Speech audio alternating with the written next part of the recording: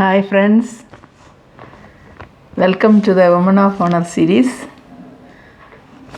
എല്ലാവർക്കും ഈസ്റ്റർ ആശംസകൾ നേർന്നുകൊള്ളുന്നു. ഇന്ന് നാം വളരെ സന്തോഷത്തിലായിരിക്കുന്ന കഴിഞ്ഞ 2 വർഷക്കാലം നമുക്ക് ഈസ്റ്ററോ ഒന്നും ആഘോഷിക്കുവാനോ നമുക്ക് ഓപ്പണായിട്ടൊന്ന് സർവീസിൽ പങ്കെടുക്കുവാനൊന്നും സാധിച്ചിരുന്നില്ല. എന്നാൽ നമ്മുടെ ദൈവം ഇന്ന് അതിനൊരവസരം നമുക്ക് ഈ വർഷം നൽകി തന്നിരിക്കുന്നു. നമ്മൾ ഇപ്പോൾ ഏറ്റവും സന്തോഷിക്കുന്നതിൻ്റെ കാരണം യേശു ക്രിസ്തു ഉയർത്തെഴുന്നേറ്റിരിക്കുന്നു എന്ന ആ ഗുഡ് ന്യൂസ്, അതാണല്ലോ സുവിശേഷം. അത് നമ്മളെ കേൾപ്പിച്ച ദൈവത്തിനും ലോകത്ത് എല്ലാവരും ഈ സമയം ഈസ്റ്ററിൻ്റെ ആഘോഷങ്ങളും പങ്കുവയ്ക്കലുകളും സ്നേഹം പങ്കുവയ്ക്കലും ഒക്കെ നടത്തിക്കൊണ്ടിരിക്കുന്ന ഒരു ആഘോഷകാലമാണല്ലോ.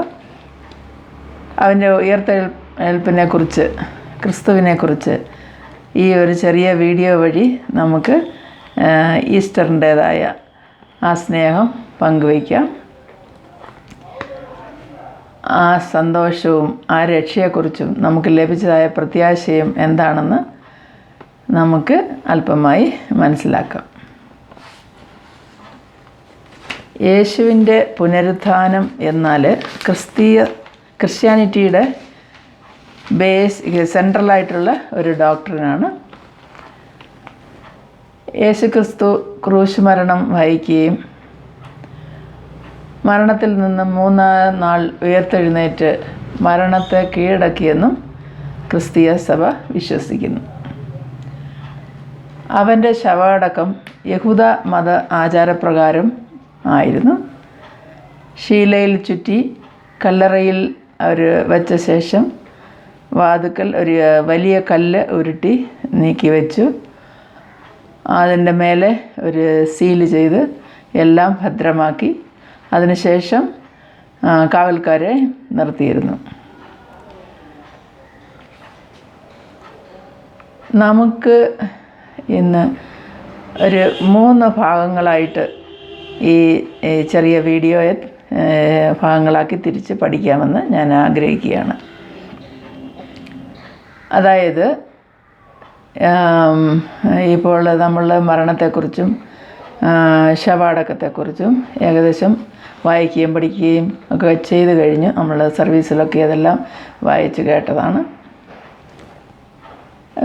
രണ്ടാമതായി നോക്കുമ്പോൾ 3-ാം ദിവസം ഞായറാഴ്ച അതിരാവിലെ നല്ല വെളിച്ചം വരുന്നതിന് മുമ്പ് തന്നെ മേരി മാഗ്ദലിനും മറ്റ് മറിയയും അവർ യേശുവിനെ അടക്കം ചെയ്തിരുന്ന കല്ലറയുടെ അടുക്കിലേക്ക് പോകുന്നു.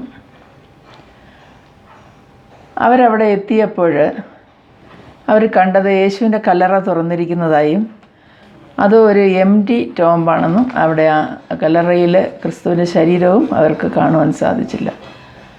അവരപ്പോൾ വളരെയധികം ഭയചകിതരായെന്ന് പറയാം. അല്ലെങ്കിൽ അവർക്ക് വന്നിട്ട് ആരോ ശരീരം എടുത്തു മാറ്റിയതാണെന്ന് വിശ്വസിക്കുകയും അവർ സങ്കടപ്പെടുവാനൊക്കെയും തുടങ്ങിക്കഴിഞ്ഞപ്പോൾ നമ്മൾക്ക് കാണുവാൻ സാധിക്കുന്നത് ആ ഉരുട്ടി മാറ്റിയ കല്ലിന്മേലിരുന്നിരുന്ന ഒരു ദൂതൻ, അത് മാലാഖ അവരോട് സംസാരിക്കുന്നതായിട്ടാണ്.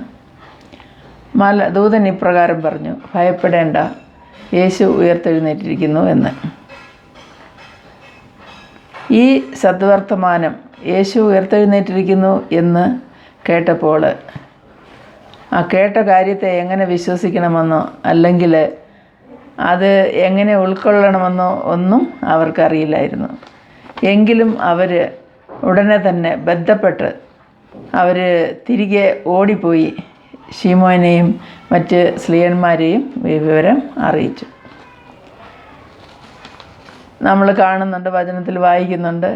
അതിനുശേഷം ശിഷ്യന്മാർ കല്ലറയ്ക്കലേക്ക് ഓടിപ്പോയെന്നും അവരവിടെ കുനിഞ്ഞു നോക്കി അവിടെ ശരീരം കണ്ടില്ലെന്നൊക്കെയും നമ്മൾ വായിച്ച് മനസ്സിലാക്കിയിട്ടുണ്ടല്ലോ. അവർ വളരെ ബന്ധപ്പെട്ട് തിരിച്ചോടിപ്പോയി ശിഷ്യന്മാരെ അറിയിച്ച സമയത്ത് അവരുടെ ആ ഒരു ചിന്താഗതി അല്ലെങ്കിൽ അവരുടെ ആ ഒരു ആറ്റിറ്റ്യൂഡ് എന്തായിരിക്കണമെന്ന് നമുക്ക് ഒരിക്കലും പറയാൻ പറ്റില്ല. കാരണം പറഞ്ഞാൽ അത്രമാത്രം സർപ്രൈസ് ആയിട്ടുള്ള ഒരു ന്യൂസാണ് അവർ കേട്ടത്. അതിൻ്റെ സന്തോഷത്തിൽ അവർ തുള്ളിച്ചാടിയിരിക്കുക. രണ്ടാമതായി പുനരുത്ഥാനത്തെക്കുറിച്ച് ചിന്തിക്കുമ്പോൾ കർത്താവ് നമ്മെ പഠിപ്പിച്ചിരുന്നു, ഞാൻ തന്നെ പുനരുത്ഥാനവും ജീവനുമായിരുന്നു. അതേപോലെ കാണിച്ചു തന്നവനാണ് നമ്മുടെ കർത്താവ്. ഇവിടെ നാം നോക്കുമ്പോൾ ആദ്യമായിട്ട് യേശുവിൻ്റെ പുനരുത്ഥാനത്തെക്കുറിച്ചുള്ള ന്യൂസ് ലഭിച്ചത് സ്ത്രീകൾക്കാണ് എന്ന് നമുക്ക് മനസ്സിലാക്കുവാൻ സാധിക്കും. സ്ത്രീകൾക്ക് കാര്യമായ ഒരു വാല്യൂ സമൂഹത്തിൽ യേശുക്രിസ്തു ജീവിച്ചിരുന്ന കാലത്തും അതിനുശേഷവും കൊടുത്തിരുന്നു. അവൻ തൻ്റെ എല്ലാ മിഷൻ പ്രവർത്തനങ്ങളിലും സ്ത്രീകളെ ഉൾക്കൊള്ളിച്ചിരുന്നതായി കാണുവാൻ സാധിക്കും. അതിൽ വളരെ ആക്റ്റീവായിട്ടുള്ള ഒരു പ്രവർത്തനം ചെയ്തിരുന്ന ഒരു വ്യക്തിത്വമാണല്ലോ മേരി മാഗ്ദലേൻ.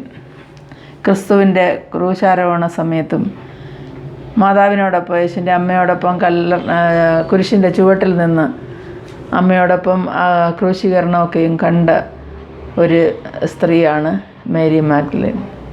അതുപോലെ തന്നെ മറ്റുള്ള പ്രവർത്തന രംഗത്തൊക്കെയും അവരെ നമ്മുടെ സാന്നിധ്യം നമുക്ക് കാണുവാനും സാധിക്കും. ശിഷ്യന്മാരോട് യേശുക്രിസ്തു ഉയർത്തെഴുന്നേറ്റിരിക്കുന്നു എന്ന സദ്വർത്തമാനം അവരറിയിച്ചു. സ്ത്രീകളായ നമുക്കും സന്തോഷിക്കാവുന്ന ഒരു ന്യൂസ് ആണെന്ന് ഞാൻ വിശ്വസിക്കുകയാണ്. ലോകത്തോട് ക്രിസ്തുവിൻ്റെ സുവിശേഷം ആദ്യമായി അറിയിക്കുവാനായിട്ട് ഭാഗ്യം ലഭിച്ചത് സ്ത്രീകൾക്കാണ്. അങ്ങനെ യേശുവിൻ്റെ റിസറക്ഷനെക്കുറിച്ചുള്ള രക്ഷാസുവിശേഷം സ്ത്രീകളിൽ കൂടി ലോകത്തോട് അറിയിക്കുവാനിടയായി. അപ്പോൾ പത്രോസും മറ്റ് ശിഷ്യന്മാരും കല്ലറയ്ക്കൽ പോയതൊക്കെ നമ്മൾ ഓൾറെഡി അതിനെക്കുറിച്ച് ചിന്തിച്ചു കഴിഞ്ഞു.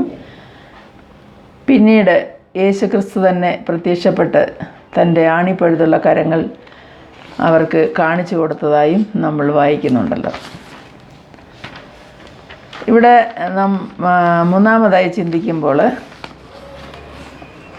മത്തായിയുടെ സുവിശേഷം യേശുക്രിസ്തുവിൻ്റെ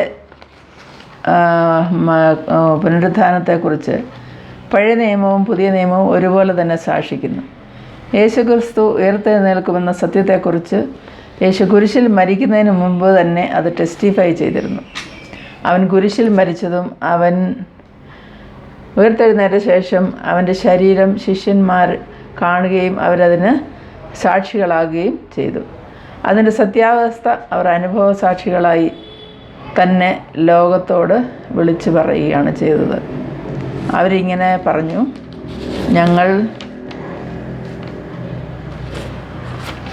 ഞങ്ങൾ തൊട്ടതും ഞങ്ങൾ സ്പർശിച്ചതും ഞങ്ങൾ അനുഭവിച്ചതുമായ ക്രിസ്തു എൻ്റെ സുവിശേഷം ജനങ്ങളോട് സാക്ഷികളായി വിളിച്ചു പറയുകയും ജനങ്ങളെ ക്രിസ്തുവിലേക്ക് ആകർഷിക്കുകയും ഒക്കെ ചെയ്തത് നമുക്കറിയാമല്ലോ. ഇന്ന് നമ്മൾ ചിന്തിക്കുമ്പോൾ നമ്മിൽ എത്ര പേർക്ക് അത് ചെയ്യുവാൻ സാധിക്കുന്നുണ്ട്? നമ്മൾ പാരമ്പര്യ ക്രിസ്ത്യാനികളെന്നും അല്ലാത്ത ക്രിസ്ത്യാനികളെന്നും ഒക്കെ പറഞ്ഞ് ഈ ലോകത്ത് ഒരുപാട് ക്രിസ്തീയ സമൂഹമുണ്ടല്ലോ. ക്രിസ്തീയ സുവിശേഷം അറിയിക്കുന്നവരും അതിൽ വിശ്വസിക്കുന്നവരും വിശ്വസിക്കാത്തവരും ഒക്കെയായ ക്രിസ്ത്യാനികളിൽ ലോകത്ത് ജീവിച്ചിരിപ്പുണ്ട്. എങ്കിലും ക്രിസ്തുവിൻ്റെ, അതായത് അവൻ ജീവിക്കുന്ന ദൈവമാണെന്നും ദൈവപുത്രനാണെന്നും അവനിൽ കൂടെ രക്ഷയുണ്ടെന്നും അവൻ ഉയർത്തെഴുന്നേറ്റ് ഇന്നും ജീവിക്കുന്നവനാണെന്നും ഒക്കെയും ഒന്ന് ധൈര്യത്തോടു കൂടി പറയുവാൻ നമുക്ക് സാധിക്കുന്നില്ലെന്നുള്ളതാണ് വാസ്തവം.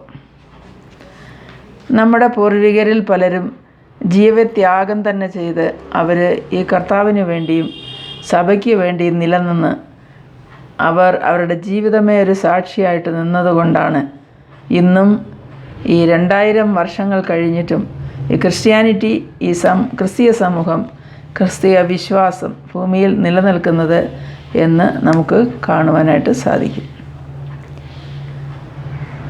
നമ്മളെ ഏൽപ്പിച്ചിരിക്കുന്ന കർത്തവ്യങ്ങളെ നിവർത്തിക്കാനായി കർത്താവ് നമുക്ക് കൃപ ചൊരിയട്ടെ എന്ന് നമുക്ക് പ്രാർത്ഥിക്കാം. അതോടൊപ്പം നമുക്ക് തന്നെ ഒരു വില്ല് ആവശ്യമാണ്. നമുക്കൊരു മനസ്സ് വേണം. ആ മനസ്സിൽ പരിശുദ്ധാത്മാവ് നമ്മെ ധൈര്യപ്പെടുത്തി നമുക്ക് വേണ്ടതായ കൃപയും ശക്തിയും തന്ന് കർത്താവിൽ ധൈര്യപ്പെട്ട് അവന് വേണ്ടി പ്രവർത്തിക്കാനായിട്ട് നമുക്ക് കർത്താവിൻ്റെ സുവിശേഷം അറിയിക്കുവാനുള്ള ഒരു പ്രാപ്തി തരണമേ ദൈവമേ എന്ന് പ്രാർത്ഥിച്ചുകൊണ്ട് ഞാൻ ആശംസിക്കുകയാണ്. അതേപോലെ തന്നെ മത്തായിയുടെ സുവിശേഷം 28:1 മുതൽ, അതുപോലെ മർക്കോസിൻ്റെ സുവിശേഷം 16-ാം അധ്യായത്തിൽ, ലൂക്കോസിൻ്റെ സുവിശേഷം, യോഹന്നാൻ്റെ 24-ാം അധ്യായം, യോഹന്നാൻ്റെ സുവിശേഷം 20-ാം അധ്യായം എന്നീ ഭാഗത്തെല്ലാം കർത്താവിൻ്റെ പുനരുത്ഥാനത്തെക്കുറിച്ച് വളരെ ഡീറ്റെയിലായിട്ടും വളരെ ഉയർത്തെഴുന്നേൽപ്പിനെക്കുറിച്ച് അതിനുശേഷമുള്ള കാര്യങ്ങളെക്കുറിച്ചൊക്കെ വളരെ ഡീറ്റെയിലായിട്ട് എഴുതിയിട്ടുണ്ട്. നമുക്ക് അതൊക്കെ സമയം കിട്ടുമ്പോൾ അത് ഭാഗങ്ങളെടുത്ത് വായിച്ച് ഹൃദയത്തിൽ സൂക്ഷിക്കണമെന്ന് അപേക്ഷിക്കുകയാണ്. അതുപോലെ ക്രിസ്തുവിൻ്റെ ഉയർത്തെഴുന്നേൽപ്പിനെക്കുറിച്ച് അവൻ ശിഷ്യന്മാർക്ക് പ്രത്യക്ഷപ്പെട്ടതും അവർക്ക് എല്ലാ അധികാരവും നൽകി സ്വർഗത്തിലും ഭൂമിയിലുള്ള സകല അധികാരവും യേശുവിന് നൽകപ്പെട്ടിരിക്കുന്നു എന്നോട് പ്രസ്താവിക്കുകയും ശിഷ്യന്മാരോട് ലോകമെങ്ങും പോയി സകല ജാതികളെയും ശിഷ്യരാക്കിക്കൊള്ളുവാനും പിതാവിൻ്റെയും പുത്രൻ്റെയും പരിശുദ്ധാത്മാവിൻ്റെയും നാമത്തിൽ സ്നാനം കഴിപ്പിപ്പാനും യേശു പഠിപ്പിച്ചതായ കാര്യങ്ങൾ അനുസരിപ്പാനും അവരോട് കമാൻഡ് ചെയ്യുന്നതായിട്ട് നമുക്ക് കാണുവാൻ സാധിക്കും. മത്തായിയുടെ സുവിശേഷം 28-ാം അധ്യായം അവസാന ഭാഗത്ത് അത് നമ്മൾ വായിക്കുന്നു. അതിന് ഗ്രേറ്റ് കമ്മീഷൻ എന്ന് തന്നെ പറയാം. അതാണ് നമ്മളെയും ഏൽപ്പിച്ചിരിക്കുന്ന ദൗത്യം. മറ്റുള്ളവരോട്, ജാതികളോടും എല്ലാവരോടും ലോകത്തെങ്ങും പോയി സുവിശേഷം അറിയിക്കണമെന്നുള്ളതാണ് നമ്മളെയും ഏൽപ്പിച്ചിരിക്കുന്ന ദൗത്യം. പൗലോസ് അപ്പോസ്തലൻ തൻ്റെ ലേഖനങ്ങളിൽ കൂടി ക്രിസ്തുവിൻ്റെ പുനരുത്ഥാനത്തെക്കുറിച്ച് നമ്മെ ചില കാര്യങ്ങൾ പഠിപ്പിക്കുന്നുണ്ട്. 1 കൊരിന്ത്യർ 15-ാം അധ്യായം 1-ാം വാക്യത്തിൽ നാം ഇങ്ങനെ വായിക്കുന്നു: ക്രിസ്തു നമ്മുടെ പാപങ്ങൾക്ക് വേണ്ടി തിരുവെഴുത്തുകളിൻ പ്രകാരം മരിച്ച് അടക്കപ്പെട്ട് തിരുവെഴുത്തുകളിൻ പ്രകാരം 3-ാം നാൾ ഉയർത്തെഴുന്നേറ്റുവെന്ന്. നമ്മൾ പറഞ്ഞല്ലോ, പഴയ നിയമവും പുതിയ നിയമവും ഒരുപോലെ തന്നെ കർത്താവിൻ്റെ ഉത്ഥാനത്തെക്കുറിച്ച് പ്രസ്താവിച്ചിട്ടുണ്ട്. അത് ഇവിടെ സുവിശേഷകന്, അതായത് ലേഖനകർത്താവായ പൗലോസ് അപ്പോസ്തലന് നമ്മളോട് പറയണം, ക്രിസ്തു നമ്മുടെ പാപങ്ങൾക്ക് വേണ്ടി തിരുവെഴുത്തുകളിൻ പ്രകാരം മരിച്ചു അടക്കപ്പെട്ടു, അതേപോലെ തിരുവെഴുത്തുകളിൻ പ്രകാരം 3-ാം നാൾ ഉയർത്തെഴുന്നേറ്റുവെന്ന്. 1 കൊരിന്ത്യർ 15-ാം അധ്യായം 14-ാം വാക്യത്തിൽ ഇങ്ങനെ വായിക്കുന്നു: ക്രിസ്തു ഉയർത്തെഴുന്നേറ്റിട്ടില്ല എങ്കിൽ ഞങ്ങളുടെ പ്രസംഗം വ്യർത്ഥം, നിങ്ങളുടെ വിശ്വാസവും വ്യർത്ഥമെന്ന്. അപ്പോൾ ക്രിസ്തു ഉയർത്തെഴുന്നേറ്റു എന്നത് വളരെ കൃത്യമായിട്ടും അത് സത്യമാണെന്ന് നമ്മൾ വിശ്വസിക്കണമെന്നാണ് അപ്പോസ്തലൻ നമ്മളോട് ഉദ്ബോധിപ്പിക്കുന്നത്. 17-ാം വാക്യത്തിൽ ഇങ്ങനെ വായിക്കുന്നു: ക്രിസ്തു ഉയർത്തിട്ടില്ല എങ്കിൽ നിങ്ങളുടെ വിശ്വാസം വ്യർത്ഥമത്രേ, നിങ്ങൾ ഇന്നും നിങ്ങളുടെ പാപങ്ങളിൽ ഇരിക്കുന്നുവെന്ന്. അപ്പോൾ കർത്താവ് ഉയർത്തെഴുന്നേറ്റത് കൊണ്ടാണ് നമ്മളിന്ന് പാപങ്ങൾക്കെല്ലാം ഒരു മോചനം വന്ന് അവൻ്റെ മരണത്തിലും നമ്മൾ അവൻ്റെ കുരിശുമരണത്തിലും വിശ്വസിച്ച് തന്നെ അവൻ്റെ പുനരുത്ഥാനത്തിൽ നമ്മൾ വിശ്വസിച്ച് അവൻ്റെ സാക്ഷികളായി നമ്മൾ ഈ ലോകത്ത് ക്രിസ്ത്യാനികളായി ജീവിക്കുന്നുവെങ്കിൽ തീർച്ചയായിട്ടും കർത്താവ് ഉയർത്തെഴുന്നേറ്റിരിക്കുന്നുവെന്നാണ് സത്യവിശ്വാസം നമ്മളെ പഠിപ്പിക്കുന്നത്. അതുപോലെ 15-ാം അധ്യായം 21-ാം വാക്യത്തിൽ ഇങ്ങനെ പറയുന്നു: മനുഷ്യൻ മൂലം മരണമുണ്ടാകിയാൽ മരിച്ചവരുടെ പുനരുത്ഥാനവും മനുഷ്യൻ മൂലം ഉണ്ടായി എന്ന്.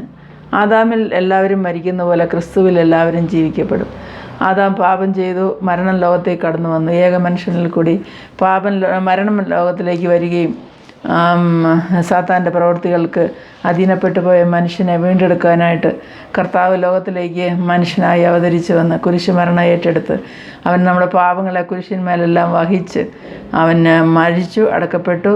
അതുപോലെ 3-ാം നാൾ ഉയർത്തെഴുന്നേറ്റ് കർത്താവ് ഇന്ന് നമുക്കായിട്ട് ജീവിക്കുന്നു. 35-ാം വാക്യത്തിൽ ഇങ്ങനെ പറയുന്നു: ഹേ മരണമേ, നിൻ്റെ ജയം എവിടെ? ഹേ മരണമേ, നിൻ്റെ വിഷമുള്ള എവിടെയെന്ന്. അപ്പോൾ നമ്മൾ മരണത്തെ ജയിച്ചവനാ, മൃത്യുഞ്ജയനായി ഇന്നും ജീവിക്കുന്ന നമ്മുടെ കർത്താവിനെ സ്തോത്രം ചെയ്യാം. അതുപോലെ തന്നെ റോമാലേഖനം 1:5 ജഡം സംബന്ധിച്ച് ദാവീദിൻ്റെ സന്തതിയിൽ നിന്ന് ജനിക്കുകയും മരിച്ചിട്ട് ഉയർത്തെഴുന്നേൽക്കയാൽ വിശുദ്ധിയുടെ ആത്മാവ് സംബന്ധിച്ച് ദൈവപുത്രൻ എന്ന ശക്തിയോടെ നിർണയിക്കപ്പെട്ടവനാലല്ലോ അപ്പോസ്തലൻ ജാതികളുടെ അപ്പോസ്തലനായി മാറി സുവിശേഷത്തിനായി അതിൻ്റെ ജീവനെ തന്നെ ത്യജിച്ച അപ്പോസ്തലന് പറയുന്ന കർത്താവിന് വേണ്ടി, അതായത് വിശുദ്ധിയുടെ ആത്മാവ് സംബന്ധിച്ച് ദൈവപുത്രന് ശക്തിയോടെ നിർണയിക്കപ്പെട്ടിരിക്കുന്നവനാലല്ലയോ ഞാൻ ഈ വേലയ്ക്കായി പുറപ്പെട്ടിരിക്കുന്നതെന്നാണ് അവിടെ എടുത്തു പറയുന്നത്. 2 തിമോത്തി 2:8 പറയുന്നത് ദാവീദിൻ്റെ സന്തതിയായി ജനിച്ച് മരിച്ചിട്ട് ഉയർത്തെഴുന്നേറ്റിരിക്കുന്ന യേശു ക്രിസ്തുവിനെ ഓർത്തുകൊള്ളുക എന്ന്, അതാകുന്നു എൻ്റെ സുവിശേഷമെന്ന്. അപ്പോൾ പൗലോസ് അപ്പോസ്തലൻ പറയുന്നത് നമ്മൾ ദാവീദിൻ്റെ സന്തതിയായി ജനിച്ച് മരിച്ച് ഉയർത്തെഴുന്നേറ്റിരിക്കുന്നവനായ യേശു ക്രിസ്തുവിനെ ഓർത്ത് കൊള്ളണം എന്നാണ്. അതായത് ഉയർത്തെഴുന്നേൽപ്പിനെക്കുറിച്ച് വളരെ സ്പഷ്ടമായിട്ട് പറയുന്നു. അതാണ് എൻ്റെ സുവിശേഷമെന്ന് എടുത്തു പറയുകയാണ്. നമ്മൾ ചരിത്രം പരിശോധിക്കുമ്പോൾ ചരിത്രത്തിൽ പല മഹാന്മാരും ജീവിച്ച് മരിച്ച് അടക്കപ്പെട്ടിട്ടുണ്ട്. അതോടുകൂടി അവരുടെ ചരിത്രം അവസാനിക്കുകയാണ് സാധാരണ നാം കാണാറുള്ളത്. അവരിൽ ഒരാളുടെ പോലും കല്ലറ തുറന്നു കിടക്കുന്നതായി നാം കാണുന്നില്ല. എന്നാൽ 2000 വർഷത്തിൽ പരം വർഷങ്ങൾക്ക് മുമ്പ് ജീവിച്ച് ക്രൂശ് മരണം വരിച്ച് അടക്കം ചെയ്യപ്പെട്ട ദൈവപുത്രനായ യുവാവായിരുന്ന യേശു ക്രിസ്തുവിൻ്റെ കല്ലറ മാത്രം എംപ്റ്റി ആയിട്ട് തുറന്നു കിടക്കുന്നതായി ചരിത്രവും സയൻസും സാക്ഷിക്കുന്നു. ജെറുസലേമിൽ ഭൂമിയുടെ മധ്യഭാഗത്ത് ആയി വരുന്ന പട്ടണം, ദൈവം മനുഷ്യനായി ഭൂമിയിൽ അവതരിച്ച് മനുഷ്യനായി ജീവിച്ചു. എന്നാൽ അവൻ്റെ സ്വന്തം ജനം തന്നെ അവനെ മരണത്തിന് ഏൽപ്പിച്ചു. റോമൻ പടയാളികൾ കുരിശിന്മേൽ തൂക്കി അവൻ്റെ കല്ലറയ്ക്ക് കാവലായി സീല് വെച്ച് സുരക്ഷിതമാക്കി. പടയാളികളെ കാവൽ നിർത്തി. എങ്കിലും ആർക്കും അവനെ കല്ലറയ്ക്കുള്ളിൽ ഒതുക്കുവാനായിട്ട് സാധിച്ചില്ല. ഞാൻ തന്നെ പുനരുത്ഥാനവും ജീവനുമെന്ന് പഠിപ്പിച്ചവൻ 3-ാം നാൾ അവൻ പറഞ്ഞതുപോലെ തന്നെ പുനരുത്ഥാനം ചെയ്തു. ശിഷ്യന്മാർക്കും മറ്റു പലർക്കും കാണപ്പെട്ടു. ശിഷ്യന്മാരോടൊത്ത് അവൻ സംസാരിച്ചു, അവർ സ്പർശിച്ചു, ഭക്ഷണം കഴിച്ചു, യാത്ര ചെയ്തു. അവൻ ജീവിച്ചിരുന്ന ജീവനുള്ള ദൈവമാണെന്ന് അവർക്ക് മനസ്സിലാക്കി കൊടുത്തു.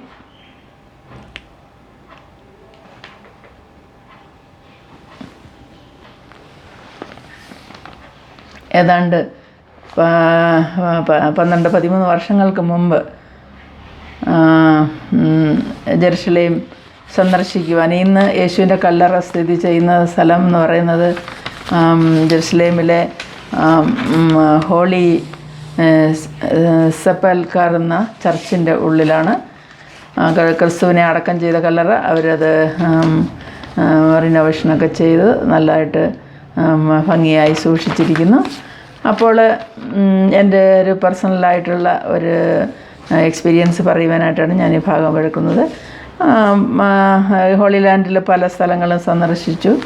എങ്കിലും യേശുക്രിസ്തുവിൻ്റെ കല്ലറയുടെ ഉള്ളിൽ കിടന്ന് മുട്ടുകുത്തി പ്രാർത്ഥിക്കുവാനുള്ള ഭാഗ്യം എനിക്ക് ലഭിച്ചു. അവിടെ പ്രാർത്ഥിച്ച സമയത്ത് എനിക്ക് കണ്ണുനീര് കൺട്രോൾ ചെയ്യുവാനായിട്ട് സാധിച്ചില്ല. എൻ്റെ മനസ്സിൽ കൂടി കർത്താവിൻ്റെ മരണവും ഇത് അടക്കവും അതുപോലെ കർത്താവ് പുനരുത്ഥാനം ചെയ്ത ആ ഭാഗമൊക്കെ കടന്നു പോവുക, എന്തൊക്കെയോ ചിന്തകൾ കടന്നു വന്നു.